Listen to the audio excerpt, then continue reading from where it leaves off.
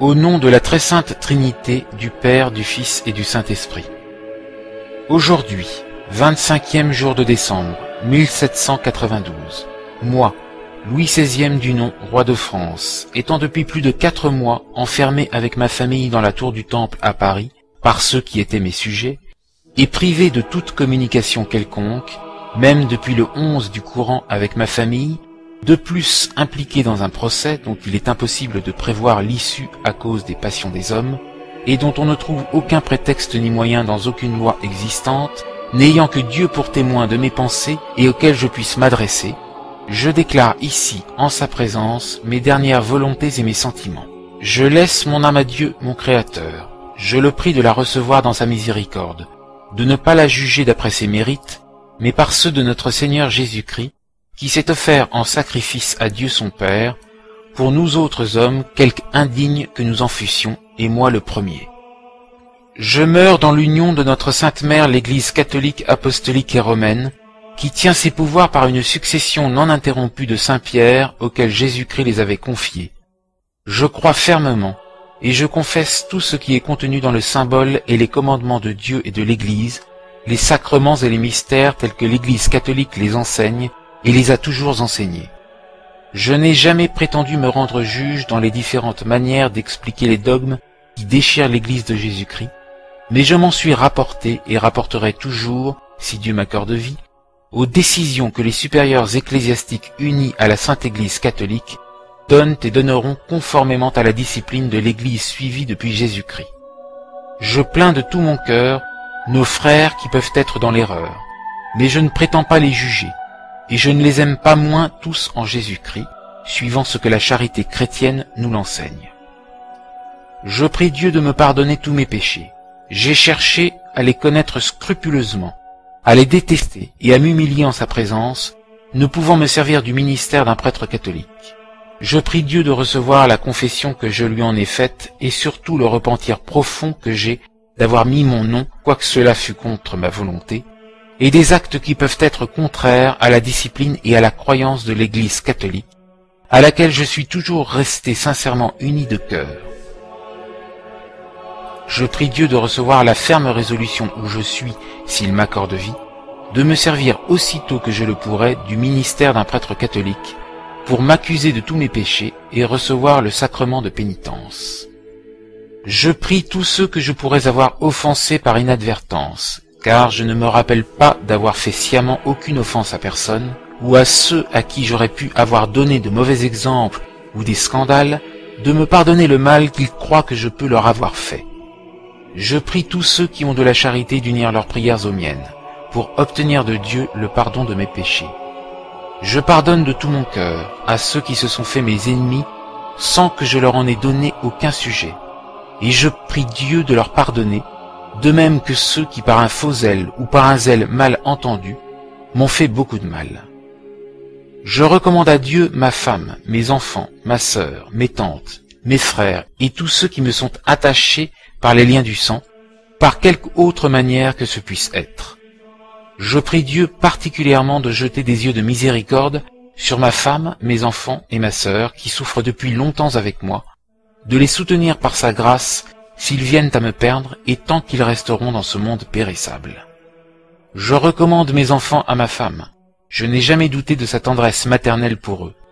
Je lui recommande surtout d'en faire de bons chrétiens et d'honnêtes hommes, de leur faire regarder les grandeurs de ce monde-ci, s'ils sont condamnés à les éprouver, que comme des biens dangereux et périssables, et de tourner leur regard vers la seule gloire solide et durable de l'éternité. Je prie ma sœur de vouloir bien continuer sa tendresse à mes enfants, et de leur tenir lieu de mère s'ils avaient le malheur de perdre la leur. Je prie ma femme de me pardonner tous les maux qu'elle souffre pour moi, et les chagrins que je pourrais lui avoir donnés dans le cours de notre union, comme elle peut être sûre que je ne garde rien contre elle, si elle croyait avoir quelque chose à se reprocher.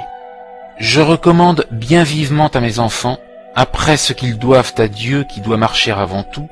de rester toujours unis entre eux, soumis et obéissants à leur mère, et reconnaissant de tous les soins et les peines qu'elle se donne pour eux, et en mémoire de moi. Je les prie de regarder ma sœur comme une seconde mère. Je recommande à mon fils, s'il avait le malheur de devenir roi, de songer qu'il se doit tout entier au bonheur de ses concitoyens, qu'il doit oublier toute haine et tout ressentiment, et nommément tout ce qui a rapport au malheur et au chagrin que j'éprouve, qu'il ne peut faire le bonheur des peuples qu'en régnant suivant les lois, mais en même temps qu'un roi ne peut les faire respecter et faire le bien qui est dans son cœur, qu'autant qu'il a l'autorité nécessaire, et qu'autrement, étant lié dans ses opérations et n'inspirant point de respect, il est plus nuisible qu'utile. Je recommande à mon fils d'avoir soin de toutes les personnes qui m'étaient attachées, autant que les circonstances où il se trouvera lui en donneront les facultés. De songer que c'est une dette sacrée que j'ai contractée envers les enfants ou les parents de ceux qui ont péri pour moi, et ensuite de ceux qui sont malheureux pour moi. Je sais qu'il y a plusieurs personnes de celles qui m'étaient attachées qui ne se sont pas conduites envers moi comme elles le devaient, et qui ont même montré de l'ingratitude, mais je leur pardonne. Souvent, dans les moments de trouble et d'effervescence, on n'est pas le maître de soi. Et je prie mon fils, s'il en trouve l'occasion, de ne songer qu'à leur malheur. Je voudrais pouvoir témoigner ici ma reconnaissance à ceux qui m'ont montré un véritable attachement et désintéressé. D'un côté, si j'étais sensiblement touché de l'ingratitude et de la déloyauté de gens à qui je n'avais jamais témoigné que des bontés, à eux, à leurs parents ou amis, de l'autre, j'ai eu de la consolation à voir l'attachement et l'intérêt gratuit que beaucoup de personnes m'ont montré. Je l'ai pris d'en recevoir tous mes remerciements. Dans la situation où sont encore les choses, je craindrais de les compromettre si je parlais plus explicitement, mais je recommande spécialement à mon fils de chercher les occasions de pouvoir les reconnaître. Je croirais calomnier cependant les sentiments de la nation si je ne recommandais ouvertement à mon fils, messieurs de Chamilly et Hue, que leur véritable attachement pour moi avait porté à s'enfermer avec moi dans ce triste séjour, et qui ont pensé en être les malheureuses victimes. Je lui recommande aussi Cléry, des soins duquel j'ai eu tout lieu de me louer depuis qu'il est avec moi,